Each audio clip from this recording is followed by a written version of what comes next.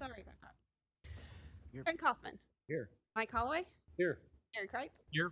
Carl Miller, Here. and Kevin Miller. Here. All right, we have the minutes for the June 2nd, 2025 meeting. A motion that we approve the minutes for the June 2nd, 2025 meeting as presented. Second. I have a motion and a second. Any comments or questions? All in favor? Aye.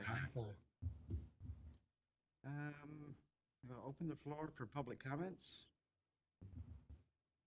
Any comments from the public? All right, we'll close the public comment period. And we'll move on to expense vouchers. Motion we approve and accept the expense vouchers as presented, including the attachment of the second email. Second. Have a motion and a second. Any comments or questions? All in favor? Aye. All right, unfinished business. Contract with Cap Trust Financial for retirement management. Yeah, so we were working on going back and forth. We had a couple of revisions and waiting on a final copy of this agreement. We have since received a final updated copy of the agreement, which is now ready for your approval. This is for some advisory services regarding the retirement plans of public employees. Again, funded by the plan. It's not, we don't pay for that, correct? Correct. We have no out-of-pocket expense for that. Correct. Perfect. That's the way we like it. I'll make a motion that we accept the contract agreement with Cap Trust Financial for retirement management as presented. Second. I have a motion and a second. Any comments or questions? All in favor? Aye. All right, discussion on Hilltop lease renewal or termination. I believe at the last town council meeting, the contract or the proposed amendment was approved subject to the time period for the termination notice being 60 days rather than 10 days. So I've made that update. Are there any comments on that at this time? Other than that, it was approved, I believe, at the last town council meeting. Yes. So that's more just a status update. Yep. Good. All right. We don't need any kind of a vote on that, correct? Correct. Okay. All right, on to new business. Change order number 2 for water treatment plant improvements. So in your packet is change order number 2 in the amount of $41,317.50. This change order is due to the new 16-inch, where we had to do a tap on a 16-inch water main at the water plant. And so it would go between the filters and the clear well tank to replace. This extra tap was needed because the first tap that we did was on a not live water main. The other water main was 2 feet directly underneath it that we needed to tap. And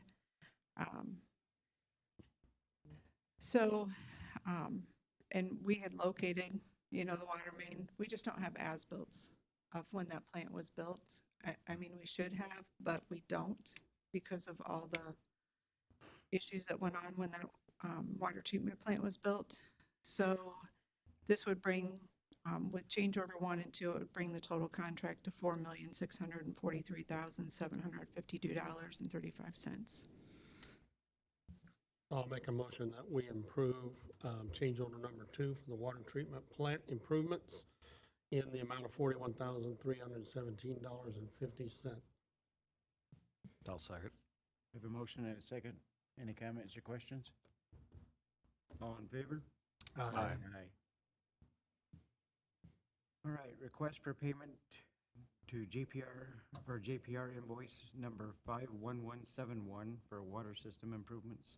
So this invoice is for the construction inspection in the amount of $37,282.45 for work done in May of this year. And this is for the water system improvement project. So this is not included in your expense vouchers. needs to be approved by council, so that way we can send it to the Indiana Finance Authority for payment through the SRF fund. And this is part of the regular work. This is just Yes. billing to that point. Yes. I'll make a motion for the approval of the JPR invoice 51,171 in the amount of $37,282.45 for the work done May 1, 2025 to May 31, 2025 for the water system improvement projects. I'll second. Have a motion and a second. Any comments or questions? All in favor? Aye. Discussion regarding changes to the employee handbook. This is just some proposed ideas for the handbook. We are having to update it anyways due to a new labor law that passed. So I figured if we have to update it, and with all the other previous updates we've done, it would be nice to kind of reinstate and readopt. And if we're gonna do that, if we're gonna make any other changes, now would be a great time to do that. So in my memo, I gave some proposals. Do with them as you please, just suggestions. We don't have to do any of them. Or if you have other ideas, we're open. So that's really all that it is. Thank you for highlighting the areas That makes it of easier. attention, yeah. Yeah.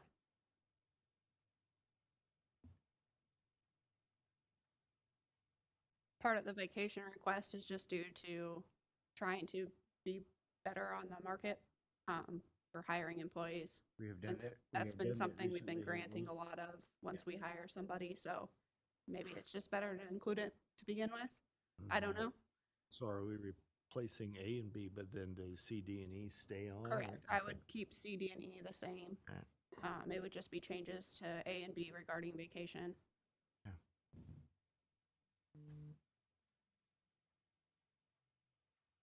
And then with the compensatory time, I only have about 3 employees that regularly use that. And that's never really been regulated in previous years to really push you doing what the handbook says. So I figure in that case, maybe we just change the handbook to kind of make it the way we've been doing things all along. But also putting a limit to keep that same kind of language as to how many hours you can accrue, so that way we don't have too much accumulation. And then using it by the end of the calendar year, so it's paid out at the same rate that it's earned if it needs paid out. Mhm.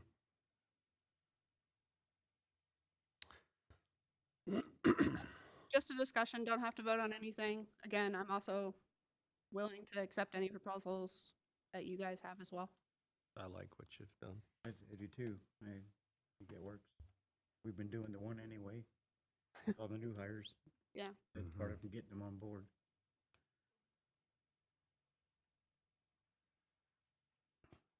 I didn't put anything about the other discussion we had made. I just figured She wanted you to get I up didn't know first if it was before worth she said no. upsetting the apple cart. The other piece Mary and I kind of discussed changing is employees hired before 2012 currently get their vacation and their sick time at the beginning of the calendar year, where everybody else gets it on their hire anniversary. That would affect 7 employees if we were to change it so that everybody is all on their hire anniversary.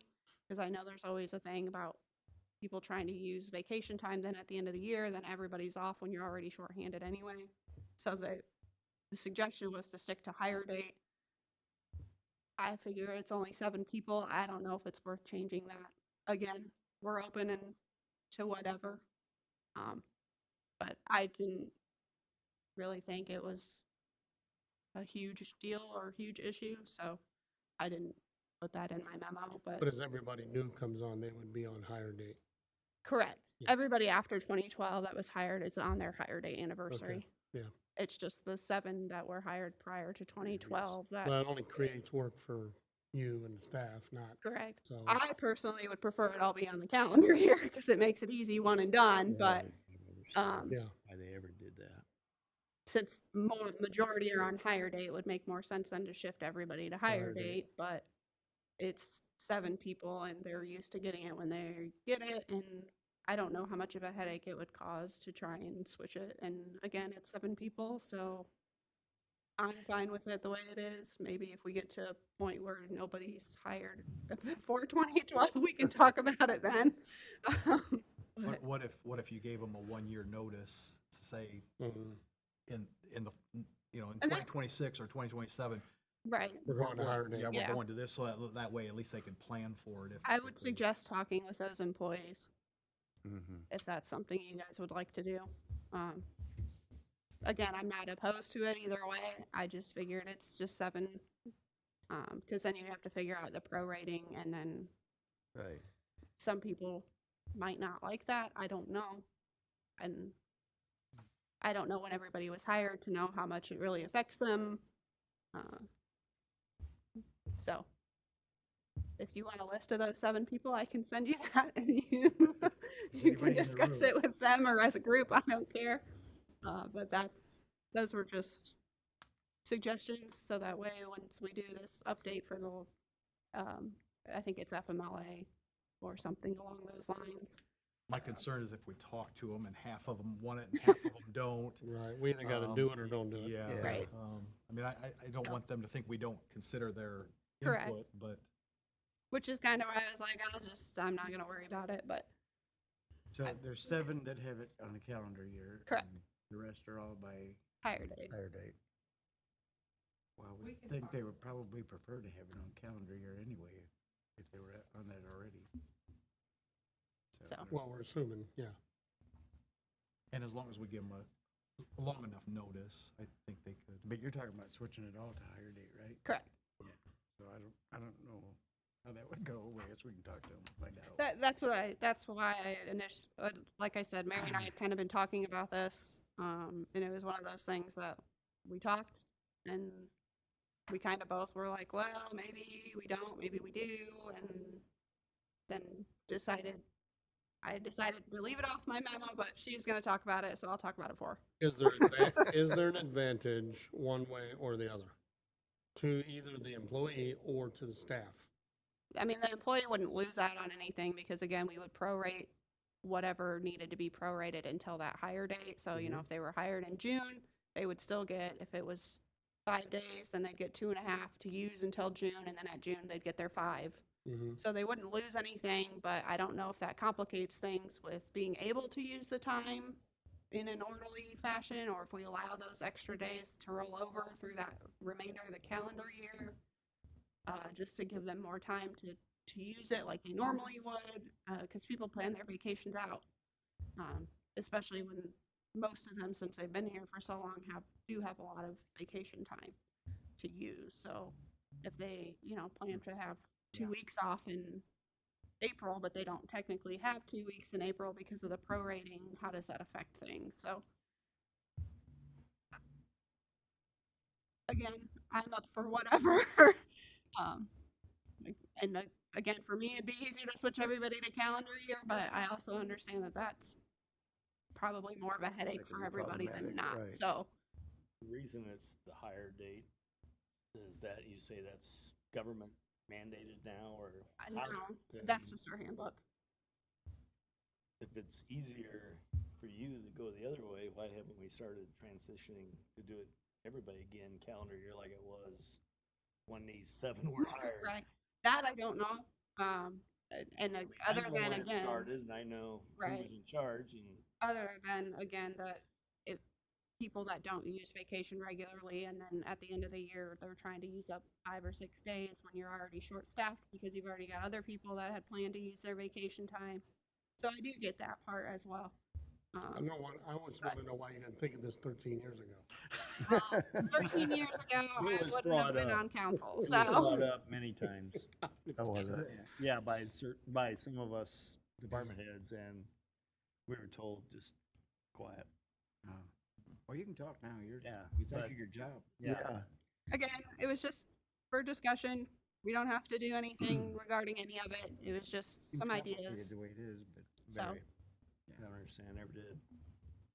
maybe we should revisit that. We just don't wanna make more work for you. I mean, the only problem is when I forget to add it, but usually I get reminded when somebody's ready to use their vacation time, and I'm like, oh, they don't have it. Think it'd be easier for the department heads too, if it's calendar year, and as well as being for you. And it might, again, Would it be? I- Department heads? Easier in calendar year? Calendar year would be a breeze. It'd be so much easier for us.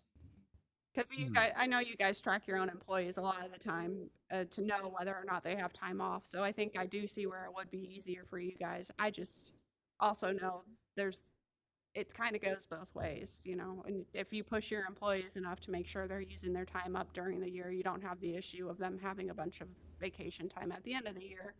But that's also up to you guys to enforce, not really me. So every department kind of works differently. So But most of our guys know that in our department, that it would be best if they would take it during the year more towards winter, because obviously winter time can be pretty busy for us. So, yes, we appreciate when they take it summer, spring, fall. right. And I guess to me, it's kind of all the same. It's just a matter of when they get it, because they're still going to use it winter, spring, summer, fall. It's just a matter of when it falls into their bank to use. So, just food for thought. How soon do you need, or how soon would you be looking at changing? Jackson, do you know? Well, one of the changes is due to legislation that's taking effect July 1, so we don't want to wait too long.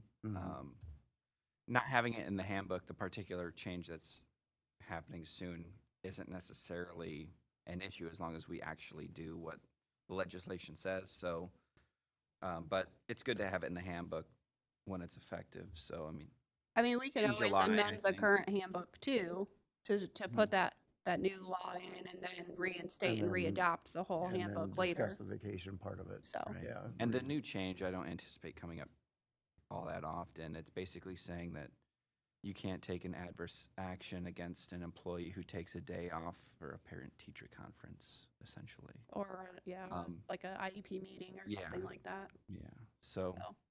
it's summer, so there's not really many of those happening right now, Right. but Anyway, it's their time.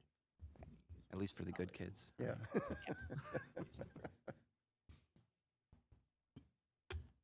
Okay.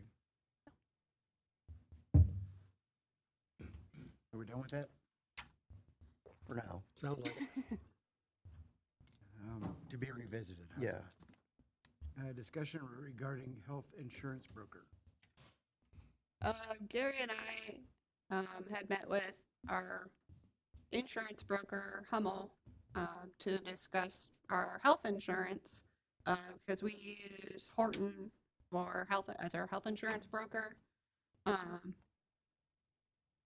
don't feel either way. We've not really had a lot of issues with our broker per se, other than they are further away and they're not as communicative with our employees. So all of the things still go through me to enroll and all of the fun stuff. So, you know, when employees have questions about the health program, usually they're coming to me and I cannot give them answers because I am not our health insurance program. Right. And most of the time then they get stuck calling the 800 number for whichever it is. Chicago. And they're out of Chicago. So the only time I've ever really talked with them is been through a virtual meeting back when Peggy was here, when we were looking about switching health insurance programs majorly.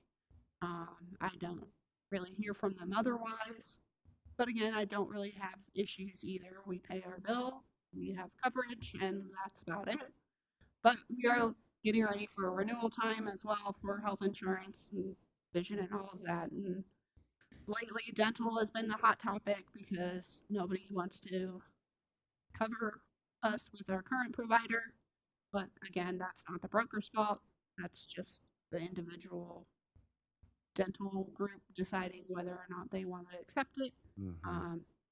And again, that's not saying they won't do anything. You just have to file a claim then to get reimbursed at whatever that out-of-pocket out-of-network expenses. But that's also more paperwork for our employees, which could mean more paperwork for me. Do you feel like having somebody local and more reactive is better for our employees? I would think so. I would as well. So Is- this was a discussion ahead. that had happened Right, with I mean- Miranda. And again, nothing ever really moved forward as she was coming off. instead of continuing on the council. Had she continued on, we might have made the switch already. I don't know. Can't say for sure. But so this is just kind of something again that was brought back up while Gary and I had met with them.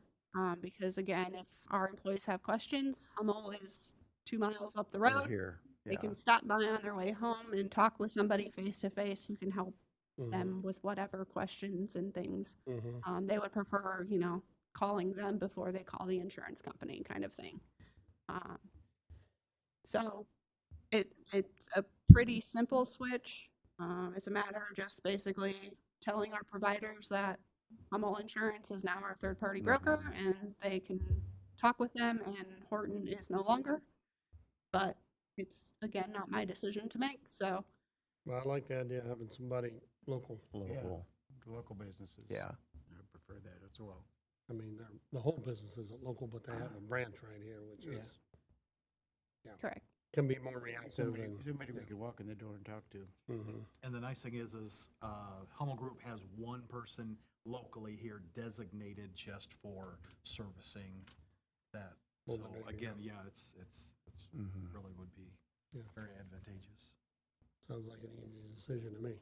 So I do have the papers if we want to move forward or if Jackson wants to see it first before we sign and make sure everything's. Would make sense. Because I did not Right, get to them make until sure our after I coverages left on and Friday everything are gonna be, afternoon, Right, so. that As nothing good if- significantly changes. Yeah. Yep. I would suggest then that, Jackson, when you have time, take a You look wanna at get that that and here once over? make sure it's. If you can have it to us by, Friday, that'd be good. She's gonna give it to you. when we Next leave. meeting, we'll take it next meeting. You got an hour. All right, another revisiting. So, the GAI invoice. So this is not in your expense vouchers and it was in my email and I just need to get this paid. It's an invoice for design engineering for Bristol Avenue, from Brown Street to Powell Drive, the amount of $5,263.60. So if I could get, or if we could get approval to pay this invoice, we could then send the check out instead of waiting for, what, 2 or the- 3 the weeks? next meeting, yeah. Mhm. Yeah. Mhm.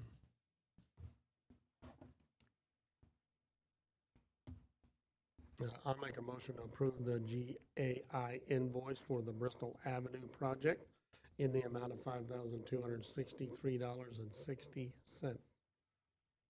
Second. Have a motion and a second. Any comments or questions? All in favor? Aye. Aye. Department reports. Steve. What do you got? Please come forward. Obey the rules. Sorry, but they can't hear you on the live stream if you don't talk into the mic. The first couple days of next week, we're going to be doing a leak survey, not only with Public Works, but Alliance Water. So we're going to have 2 different ground mics going and some other things. What we're doing right now is preparing to pinpoint those leaks if they find any more. So we've been cleaning out about 40 valve boxes a day because of the mic has to sit on top of the water valve. And if you can't get to them, it takes that much more time. So we're trying to prep for what needs to be done. We're still painting quite a few fire hydrants. It kind of came to a stop, but again, while we're doing valve boxes, we have another guy going out and painting fire hydrants, and that's come along pretty well. Contract B, which is the water plant upgrade, is moving along slowly now instead of, just all that ground pipe that they were doing and all that kind of stuff. So it's still moving, and if you guys want to come down and visit, just let me know so we can get you some safety gear. Other than that, that's all I have for now. Thank you, sir. Thank you. Robert? I don't have anything. Yeah. Robert has nothing to add. Coward. Cole? All right, Cole's joining the team. That way I know to get the reports short. Tom? One brave soul. One brave soul. So a few of these things are in the report, but I just want to highlight them. One is there's going to be a River Mill Trail dedication coming up on July 10th, and everyone's invited. I think you have a paper invitation in your box, so feel free to come to that. It'd be nice to, we're having some people from DNR from Indianapolis, and I think all the organizations that could give us some grants are having some sort of representation there, so it should be nice. And then just FYI, we're having a volunteer appreciation dinner this coming a week from this Wednesday, June 25th. So our volunteers are just amazing, and I mean, literally at least one employee, if not two employees, as far as time-wise and project-wise and stuff like that, that they help us out with. So we try to give back every once in a while, and the last one we did was 2 years ago. So I'm going to have a cookout for them in Riverbend Park on the 25th. And we're having a walkthrough tomorrow, which is in the report for the River Mill Trail to point out a few things that still need to get done and try to wrap this grant project up. So. Seems the new trail seems to be used quite a bit. I've rode it a few times myself, and Yeah. I always meet people coming and going. So Yeah, it's Very, very definitely being nice. used for sure. One quick thing, June 22nd, because that's this coming Sunday, is our first Music in the Parks event. A one-lane bridge will be at Riverbend Park, starting at 3 p.m. So that'll be our first parks event with music in the parks. So see how it goes. All right. All Thanks. right. Thank you, Tom. Bobby? Nothing further. Nothing for Bobby. All right. Announcements. Elkhart County Board of Zoning Hearing Officer on June 18th at 9 a.m. Elkhart County Public Services Building. Park Board meeting on June 18th at 3 p.m. here at the Town Hall. Middlebury Redevelopment Commission meeting on June 19th at 7 a.m. here at the Town Hall. Elkhart County Board of Zoning Appeals on June 19th, at 9 a.m. at the Elkhart County Public Services Building. Town Hall offices will be closed on Friday, July 4th, 2025 to observe Independence Day. Town Council meeting will be on July 7th at 6 p.m. here at the Town Hall. And we are adjourned. I do like the layout of this. yeah. Yeah, it's Whoever nice. put that together.